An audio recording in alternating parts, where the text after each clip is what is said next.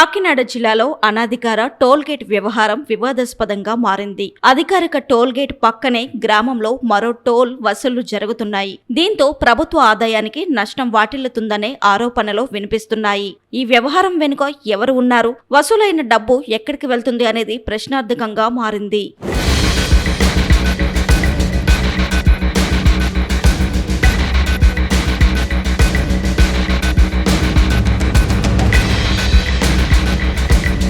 కాకినాడ జిల్లా కెర్లంపూడి మండలం కృష్ణవరం గ్రామం వద్ద జాతీయ రహదారిపై ఇప్పటికే ఒక అధికారిక టోల్గేట్ ఉంది. అయితే అదే గ్రామంలో అనధికారికంగా మరో టోల్గేట్ నిర్వహిస్తున్నట్టు ఆరోపణలు వెల్లువెత్తుతున్నాయి. టోల్ ఫీజు తగ్గించుకునే ఉద్దేశంతో భారీ వాహనాలు ఈ అనధికార మార్గాన్ని ఎంచుకుంటున్నాయి. రాజమండ్రి వైపు వెళ్లే వాహనాలు గ్రామ శివారులోని పోలవరం కాలువ వెంట బోరుగుపూడి చేరుకొని హైవే ఎక్కుతుండగా విశాఖపట్నం వైపు వెళ్లే వాహనాలు కూడా ఇదే మార్గాన్ని ఉపయోగిస్తున్నాయి.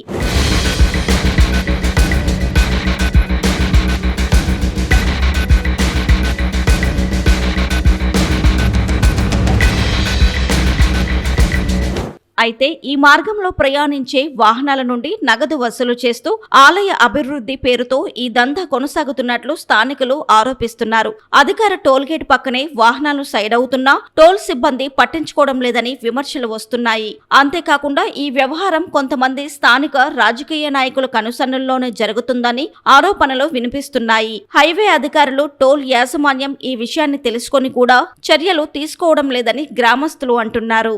గ్రామంలో భారీ వాహనాలు వెళ్లడంతో రహదారులు పాడవుతున్నాయి. దుమ్ము ధూళితో ప్రజలు ఇబ్బందులు పడుతున్నారు. హైవే అధికారులు స్పందించడం లేదు. భారీ వాహనాల రాకపోకల వల్ల గ్రామ ప్రజలు తీవ్ర అసౌకర్యానికి గురవుతున్నారు. రోడ్లు దెబ్బతినడమే కాకుండా ప్రమాదాల భయం కూడా పెరుగుతుంది.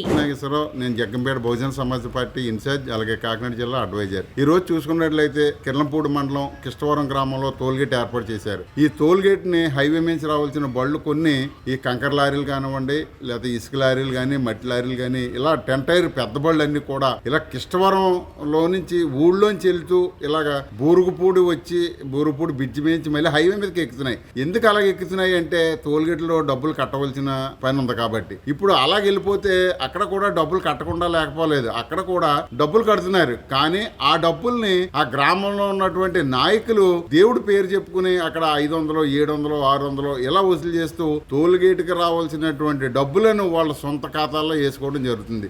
దీని వలన గవర్నమెంట్కి ఒకవేళ ఇబ్బంది లేకపోయినా ఎవరైతే టోల్గేట్ని పాడుకున్నారో ఆ పాటదారుడికి మాత్రం చాలా తీవ్ర నష్టం వాటిల్తోంది. ఇదంతా కూడా ఈ తత్వం ఎప్పటి నుంచో జరుగుతున్న హైవే అధికారులకి తెలుసు. ఎందుకంటే హైవే పక్కనే కదండి, కృష్ణవరంలోనే ఉన్నది.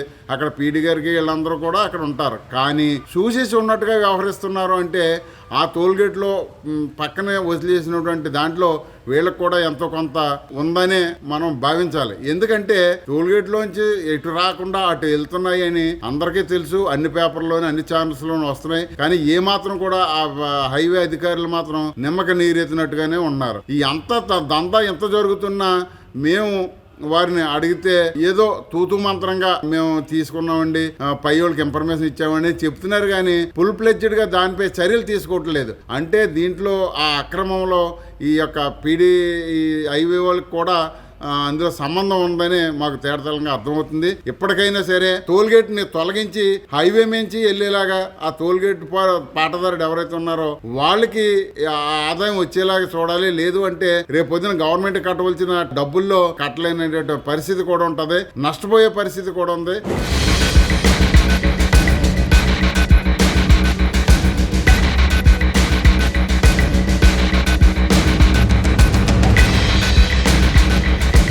అనధికార టోల్గేట్ వెనుక అధికారులతో సంబంధాలు ఉన్నాయనిపిస్తుంది.